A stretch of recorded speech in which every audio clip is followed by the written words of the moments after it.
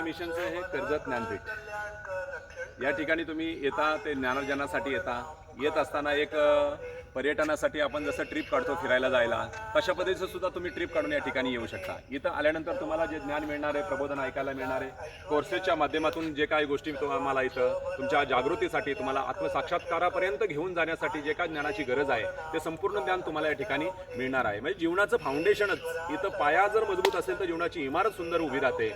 इथं पाया मजबूत केला जातो, त्याच्यामुळे माणसाला संसारात असू दे, परमार्थात असू दे, प्रगती झाल्याशिवाय राहत नाही। इथं ज्यावेळेला तुम्ही येता, पर्यटनासाठी येता, कोर्सेससाठी येता, त्यावेळेला राहण्याची सुद्धा सुंदर अशी AC रूमची व्यवस्था आहे।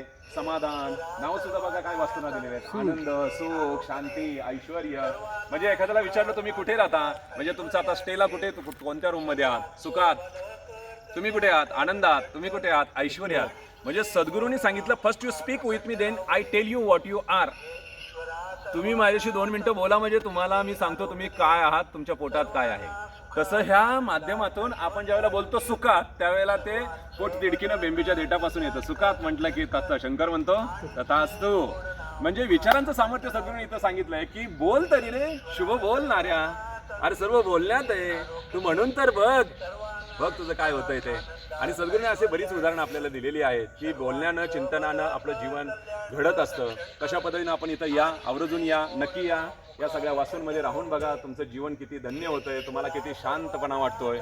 आणि जे काही मनाची धावपळ धडपड जी आहे ना, ती शेवटपर्यंत काय सरत नाहीये।